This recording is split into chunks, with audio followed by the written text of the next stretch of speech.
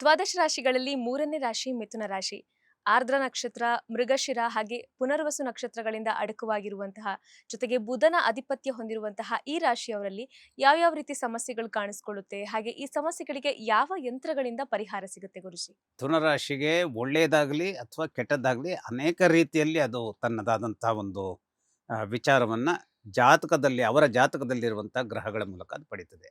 ಆದರೆ ಇವರಿಗೆ ವಿಶೇಷವಾಗಿ ಹಿರಣ್ಯಗಮ್ಯ ಲಕ್ಷ್ಮಿ ಯಂತ್ರ. ಹಿರಣ್ಯ ಅಂದರೆ ಏನು? ಸಂಪತ್ತು, ಹ- ಹಣಕಾಸು. ಗಮ್ಯ ಅಂದ್ರೆ ಅದು ಆ, ತನ್ನ ಚಲನೆಯನ್ನು ಕಂಡುಕೊಳ್ಳುವಂಥದ್ದು, ಅಂತಹದ್ದ ಲಕ್ಷ್ಮಿ ಯಂತ್ರ. ಹಾಗಾದರೆ ಅದನ್ನು ಮಿಥುನ ರಾಶಿಯವರಿಗೆ ಯಾಕೆ ಇದನ್ನು ಪ್ರಧಾನವಾದ ಯಂತ್ರ ಅಂತ ಹೇಳ್ತಾರೆ? ಮತ್ತು ನೀವೇ ಹೇಳಿದ ಹಾಗೆ ಈ ರಾಶಿಯಲ್ಲಿ ಮೃಗಶಿರ ನಕ್ಷತ್ರ, ಆರ್ದ್ರ ನಕ್ಷತ್ರ ಮತ್ತು ಪುನರ್ವಸು ನಕ್ಷತ್ರ. ಮೃಗಶಿರ ನಕ್ಷತ್ರದ 2 ಭಾಗಗಳು, ಆರ್ದ್ರ ನಕ್ಷತ್ರದ 4 ಭಾಗಗಳು ಹಾಗೂ ಪುನರ್ವಸು ನಕ್ಷತ್ರದ 3 ಭಾಗಗಳು. ಒಂದು ನಕ್ಷತ್ರವನ್ನು 4 ಭಾಗಗಳನ್ನಾಗಿ ವಿಭಜಿಸಿದಾಗ ಪ್ರತಿಯೊಂದು ರಾಶಿಯು ಕೂಡ 9 ಭಾಗಗಳನ್ನು, ಅದರಲ್ಲಿ ಯಾವ ನಕ್ಷತ್ರದ 2 ಭಾಗ ಬರುತ್ತೆ, 1 ಭಾಗ ಬರುತ್ತೆ ಅಥವಾ 3 ಭಾಗ ಬರುತ್ತೆ, ಎಲ್ಲ ಭಾಗಗಳು ಬರುತ್ತೆ, ಅದು ಆ ರಾಶಿಯ ಮೇಲೆ ಹೋಗುತ್ತೆ. ಇಲ್ಲಿ ನೀವು ಹೇಳಿದಂತೆ ಮೃಗಶಿರ ನಕ್ಷತ್ರ. ಮೃಗಶಿರ ನಕ್ಷತ್ರ ಈ ರಾಶಿಯವರಿಗೆ ಅದರ ಯಜಮಾನ ಕುಜ ಸರ್ವಥಾ ಒಳ್ಳೆಯವನಲ್ಲ. ಹಾಗೆಯೇ ಆರ್ದ್ರ ನಕ್ಷತ್ರದ ಯಜಮಾನ ಸರ್ಪ ಖಂಡಿತವಾಗಿಯೂ ಒಳ್ಳೆಯದನ್ನು ಬುಧನಿಗೆ ಮಾಡುವಂಥದ್ದಲ್ಲ. ಹಾಗೆಯೇ ಪುನರ್ವಸು ನಕ್ಷತ್ರದ ಯಜಮಾನನಾದಂತಹ ಈ ಗುರು ಏನಿದ್ದಾನೆ, ಈ ರಾಶಿಯವರಿಗೆ ಕೇಂದ್ರಾಧಿಪತ್ಯ ದೋಷವನ್ನು ಇಟ್ಟುಕೊಂಡಂತಹ ನಕ್ಷತ್ರ, ಅಲ್ಲ ಗ್ರಹ. ಹಾಗಾದರೆ ಕೇಂದ್ರಾಧಿಪತ್ಯ ದೋಷ ಇದ್ದಾಗ ಏನಾಗುತ್ತೆ? ಶುಭ ಗ್ರಹಗಳು ಕೇಂದ್ರವನ್ನು ಆಡಳಿತ ನಡೆಸುವಂತಹ ಕಾಲ ಇದ್ದರೆ, ಹಾಗಾದರೆ ಈ ಮಿಥುನ ರಾಶಿಯವರಿಗೆ ಕೇಂದ್ರ ಯಾವುದಿರುತ್ತೆ? ಧನಸ್ಸು ರಾಶಿಯು ಇರುತ್ತೆ, ಮೀನ ರಾಶಿಯು ಇರುತ್ತದೆ. ಈ 2 ರಾಶಿಗಳ ಮನೆಯ ಯಜಮಾನ ಗುರು. ಆದರೆ ಶುಭಗ್ರಹವಾಗಿ ಆ ರಾಶಿಗಳ ಮನೆಯ ಯಜಮಾನನಾದಾಗ, ಶುಭಗ್ರಹಗಳು ಯಾವ ರಾಶಿಯನ್ನು ಆಳುವಂಥ ನಡೆಸಿ ಬಂದಾಗ ಅವರಿಗೆ ಏನು ಬರುತ್ತೆ? ಆ ಒಂದು ಕೇಂದ್ರಾಧಿಪತ್ಯ ದೋಷ. ಬಹಳ ಕೆಟ್ಟದಾಗಿ ವರ್ತಿಸ್ತಾರೆ ಅವರು. ಕೇಂದ್ರಾಧಿಪತ್ಯ ದೋಷವನ್ನು ಹೊಂದದಂತಹ ಶುಭಗ್ರಹಗಳೇ ಆದರೂ ಬಹಳ ಕೆಟ್ಟದ್ದನ್ನು ಮಾಡ್ತಾರವರು. ಹಾಗಾಗಿ ಈ ಮೂವರ ಜೊತೆಗೂ ಸಹಜವಾಗಿಯೇ ವಿಷವನ್ನು ಹೊತ್ತಂತಹ ಸರ್ಪದ ಜೊತೆಗೆ ಯಾವುದೇ ಗ್ರಹಗಳಾಗಲಿ ಅನ್ಯೋನ್ಯತೆಯನ್ನು ಹೊಂದಿರುವಂಥದ್ದು ಕಷ್ಟ.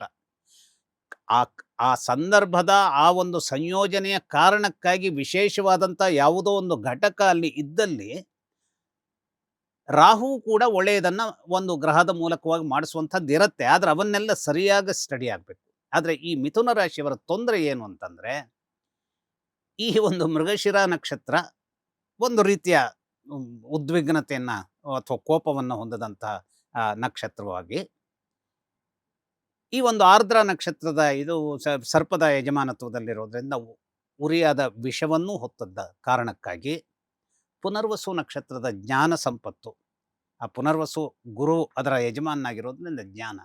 ಆದರೆ ಅಸಹನೆಯೋ ಅಥವಾ ರೆಸ್ಟ್ಲೆಸ್ನೆಸ್ಸೋ ಇದ್ದಾಗ ಯಾವ ಜ್ಞಾನವೂ ನಮ್ಮ ಉಪಯೋಗಕ್ಕೆ ಬರೋದಿಲ್ಲ. ಈಗ ನೀವು ರೆಸ್ಟ್ಲೆಸ್ ಆದಾಗ you can't make out a plan in a positive manner. ನಾವು ಆಗೋದಿಲ್ಲ. ನಮ್ಮ ಸಿಸ್ಟಮ್, ಹೌದು. ನಾನು ಬುದ್ಧಿವಂತ ಇರ್ಬೋದು, ಜ್ಞಾನಿ ಇದ್ದಿರ್ಬೋದು, but when I am restless ನನ್ನಲ್ಲಿ ಪ್ಲ್ಯಾನ್ಗಳು ಬರೋದಿಲ್ಲ. ಅದರಲ್ಲೂ ಕೂಡ ಈ ಒಂದು ಮಿಥುನ ರಾಶಿಯವರ ತೊಂದರೆ ಏನು ಅಂತಂದರೆ, ಇದು ಒಂದು ರೀತಿಯ ಚಂಚಲತೆಯನ್ನು ಹೊಂದಿದಂಥ ರಾಶಿ ಇದು. ಈ ರಾಶಿಯ ಜನ ಚಂಚಲತೆಯನ್ನು ಹೊಂದಿರ್ತಾರೆ. ಇವರು ಬುದ್ಧಿವಂತರು ಬೇಸಿಕಲಿ. ಆದರೆ ಕೆಲವು ವಿಚಾರಗಳಲ್ಲಿ ಅದು ಇದು ಅನ್ನುವಂತಹ ಒಂದು ಹೊಯ್ದಾಟದಲ್ಲೇ ಇದ್ದು ಸರಿಯಾದಂತಹ ನಿರ್ಣಯ ತಗೊಳ್ಬೇಕು ಅನ್ನುವಂತಹ ವಿಚಾರಕ್ಕೆ ಒಂದೋ ಬಹಳಷ್ಟು ವಿಳಂಬ ಮಾಡ್ತಾರೆ, ಇಲ್ಲ ಬಹಳ ಆತುರದಲ್ಲಿ ತಗೊಂಡ್ಬಿಡ್ತಾರೆ.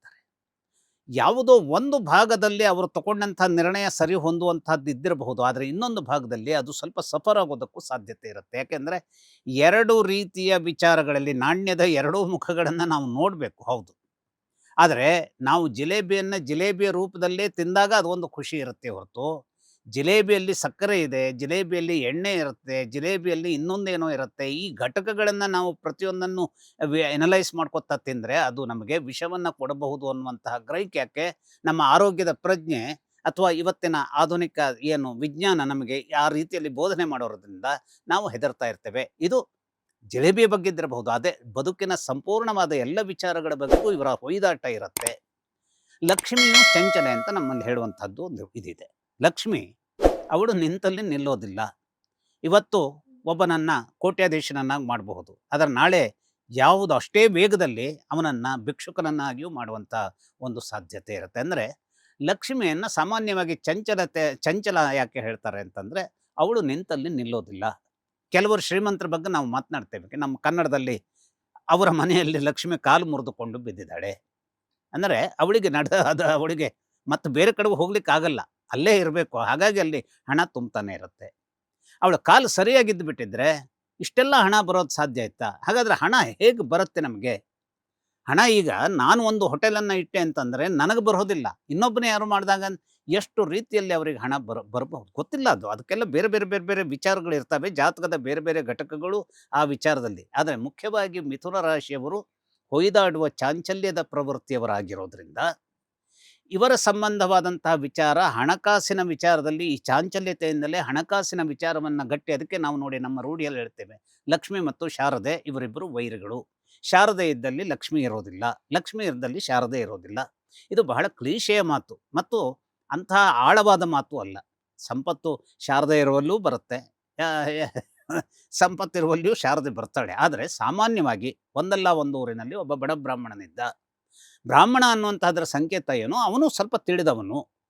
ಬ್ರಾಹ್ಮಣ ಅಂದ ತಕ್ಷಣ ಎಲ್ಲದೂ ತಿಳಿದಿದೆ ಅಂತಲ್ಲ, ಏನೋ ಒಂದನ್ನು ತಿಳಿದುಕೊಂಡವನು. ನಮ್ಮ ಪರಂಪರೆಯಲ್ಲಿ ಬಂದಿದ್ದದು. ಅದು ಇವತ್ತು ಎಲ್ಲರೂ ನಾವು ಅದನ್ನು ಬೇರೆ ಬಗೆಯಲ್ಲಿ ನಾವು ಅದನ್ನು ಬ್ರಾಹ್ಮಣನೊಬ್ಬನೇ ತಿಳಿದವನಲ್ಲ, ತಿಳಿದವರು ಕೋಟ್ಯಂತರ ಜನ ಇದ್ದಾರೆ. ಆದರೆ ಆ ರೀತಿ ಹೇಗಿತ್ತು, ಬಡ ಬ್ರಾಹ್ಮಣ ಅನ್ನುವಂಥದ್ದನ್ನು ಯಾವುದಕ್ಕೆ ಸಂಕೇತಿಸ್ತಾ ಇದ್ರು ಅಂದರೆ, ಆತ ಏನನ್ನೋ ಎಲ್ಲ ತಿಳ್ಕೊಂಡವನು, ಬರೀ ಜೀವನದಲ್ಲಿ ಓದ್ಬಿಟ್ಟ ಹೊರತು ವ್ಯಾವಹಾರಿಕವಾದಂತಹ ಒಂದು ಧನ ಗಳಿಕೆಯನ್ನು ಮಾಡಲಿಕ್ಕೆ ಅವನಿಗೆ ಸಾಧ್ಯವಾಗಲಿಲ್ಲ. ಅದಕ್ಕೆ ನಾವು ಓದಿ ಓದಿ ಮರುಳಾದ ಕೂಚುಬಟ್ಟ ಅಂತ ಹೇಳ್ತೀವಿ. ಇದು ಕಾರಣ ಏನು? ಅವನು ಬರೇ ಓದ್ತಾ ಹೋದನೇ ಹೊರತು ಆ ಓದಿದ ಜ್ಞಾನವನ್ನು ಬದುಕಿನ ಸಂದರ್ಭದ ಒಂದು ಒಳಿತಿಗೆ ಉಪಯೋಗಿಸ್ಕೊಳ್ಳಿಕ್ಕೆ ಅವನಿಗೆ ಆಗಲಿಲ್ಲ. ಹಾಗಾಗಿ ಈ ಮಿಥುನ ರಾಶಿಯ ಜನ ಈಗ ಆ ಒಂದು ಏನು ಈ ಹಿರಣ್ಯ ಗಮ್ಯ ಲಕ್ಷ್ಮಿ ಯಂತ್ರ ಏನಿದೆ, ಆ ಸಂಪತ್ತು ಅಭೂತಪೂರ್ವವಾದಂತಹ ಒಂದು ಏನು ಎಲ್ಲ ರೀತಿಯ ಏಳಿಗೆ ಅವರಿಗೆ ಒದಗಿ ಬರಬೇಕು. ಆ ಒದಗಿ ಬಂದಿದ್ದು ಸರ್ರನೆ ಅದು ಮತ್ತೆ ಚಾಂಚಲ್ಯ ಪ್ರವೃತ್ತಿಯನ್ನು ಸ್ವೀಕರಿಸದೆಯೇ ಆ ವ್ಯಕ್ತಿಯಲ್ಲಿಯೇ, ಅಂದರೆ ಈ ಒಂದು ಮಿಥುನ ರಾಶಿಯ ವ್ಯಕ್ತಿಯಲ್ಲಿಯೇ, ಅವಳು ಹೆಣ್ಣು ಮಗಳಿರ್ಬೋದು, ಗಂಡು ಹುಡುಗ ಇದ್ದಿರ್ಬೋದು, ಅವರಲ್ಲಿಯೇ ಅದು ಇರಬೇಕು. ಅಂದರೆ ಆ ಒಂದು ಪರಿಧಿಯಲ್ಲಿ, ಅವನ ಪರಿಧಿಯಲ್ಲಿ, ಅವಳ ಪರಿಧಿಯಲ್ಲಿ ಅದು ಗಮ್ಯ, ಅಂದರೆ ಓಡಾಡ್ತಾ ಇರಬೇಕು. ಗಮ್ಯ ಅಂದ್ರೇನು? ಚಲಿಸುವಂಥದ್ದು. ಅಲ್ಲಿಯೇ ಅದು ಚಲಿಸುವಂಥದ್ದು ಇರಬೇಕು. ಅಂದರೆ ನಿರಂತರವಾಗಿ ಹಣಕಾಸಿನ ವಿಚಾರ ಗಟ್ಟಿಯಾಗಿ ಈ ಒಂದು ಮಿಥುನ ರಾಶಿಯವರಿಗೆ ಇರಬೇಕು ಹೇಳುವಂತಹ ಒಂದು ಕಾರಣಕ್ಕಾಗಿ. ಯಾಕೆಂದರೆ ಮೂಲಭೂತವಾಗಿ ಇಲ್ಲಿ ಇರುವಂತಹ 3 ನಕ್ಷತ್ರಗಳ ಘಟಕಗಳು ಈ ಬುಧನ ಯಜಮಾನತ್ವದ ಮಿಥುನ ರಾಶಿಯವರಿಗೆ ಸಹಕಾರಿ ಅಲ್ಲದೆ ಹೋದಂತಹ ವಿಚಾರವಾಗಿರೋದ್ರಿಂದ ಇವರು ಇಂತಹ ಒಂದು ಯಂತ್ರವನ್ನು, ಅಂದರೆ ಈ ಒಂದು ಹಿರಣ್ಯಗಮ್ಯ, ಅಂದರೆ ಅತ್ಯಧಿಕವಾದಂತಹ ಒಂದು ಸಂಪತ್ತನ್ನು ಅಥವಾ ಸಮೃದ್ಧಿಯನ್ನು ಕೊಡುವಂತಹ ಕೊಟ್ಟಂತಹ ಸಮೃದ್ಧಿ ಅಲ್ಲಿಯೇ ಚಲನವಲನಗಳನ್ನು, ಆ ಒಂದು ವ್ಯಾಪ್ತಿಯಲ್ಲಿಯೇ ಚಲನವಲನವನ್ನು ಮಾಡುವಂತಹ ಲಕ್ಷ್ಮಿಯಾಗಿ. ಲಕ್ಷ್ಮಿ ಅಂದರೆ ಏನು? ಲಕ್ಷ್ಮಿಯ ಅರ್ಥವನ್ನು ನಾವು ಬಹಳ ಬೇರೆ ಬೇರೆ ರೀತಿಯಲ್ಲಿ ಲಕ್ಷ್ಮಿಯ ಅರ್ಥವನ್ನು ಮಾಡ್ಕೊಳ್ಬೋದು. ಲಕ್ಷ್ಮಿ ಅಂತಂದರೆ ಇಲ್ಲಿ ಹಣಕಾಸು ಅಂತ. ಈ ಹಣಕಾಸಿನ ವಿಚಾರ, ಯಾಕೆಂದರೆ ಈ ಜೀವನದಲ್ಲಿ ನಾವು ಧರ್ಮ, ಅರ್ಥ, ಕಾಮ, ಮೋಕ್ಷ, ಈ ಪುರುಷಾರ್ಥದ ಸಂದರ್ಭದಲ್ಲಿ ಮನುಷ್ಯ ಯಾಕೆ ಪ್ರಾಣಿಗಳಿಂದ ಭಿನ್ನನಾಗ್ತಾನೆ? ಈ ಧರ್ಮ, ಅರ್ಥ, ಕಾಮ, ಮೋಕ್ಷ ಅವನಿಗೆ ಮುಖ್ಯ. ಧರ್ಮ ಅಂತಂದ್ರೆ ಏನು? ನಮ್ಮ ಇದಲ್ಲ, ನಾವು ಇವತ್ತೇನು ಹಿಂದೂ, ಮುಸ್ಲಿಂ ಆ ರೀತಿಯ ಧರ್ಮ, ಮನುಷ್ಯ ಧರ್ಮ. ಹಾಗಾಗಿ ಧರ್ಮ, ಅರ್ಥ ಅಂದರೆ ಹಣಕಾಸು, ಕಾಮ ನಮ್ಮ ವಂಶವನ್ನು ಬೆಳೆಸುವಂತಹ ಒಂದು ಕ್ರಿಯೆ, ಅದು ಹೆಣ್ಣು ಗಂಡಿನ ಒಂದು ಸಂಬಂಧವಾದಂಥ ಕ್ರಿಯೆ ಇದೆ. ಆದರೆ ಅದು ಒಂದು ಶಿಸ್ತನ್ನು, ಒಂದು ಆವರಣವನ್ನು, ಒಂದು ಸಮತೋಲನವನ್ನು ಮೀರಿ ಹೊರಗೆ ಹೋಗಬಾರ್ದು.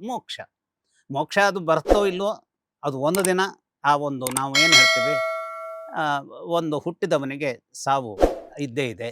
ಹಾಗಾಗಿ ಜಾತಸ್ಯ ಮರಣಂ ಧ್ರುವಂ, ಅಂದರೆ ಹುಟ್ಟಿದವನಿಗೆ ಮರಣ ಅದು ಧ್ರುವ, ಅದು ಕೊನೆಯ ಧ್ರುವ. ಅದರ ಆಚೆಗೆ ಎಲ್ಲಿ ಹೋಗ್ತೀವಿ, ನಮ್ಮದೆಲ್ಲ ವಿಚಾರಗಳೇ ಹೊರತು ಅದು ಎಲ್ಲಿ ಹೋಗ್ತೀವಿ ಅನ್ನೋದು ಯಾರು ಹೋದವರು ಬಂದು ಹೇಳಿದ್ದಿಲ್ಲ.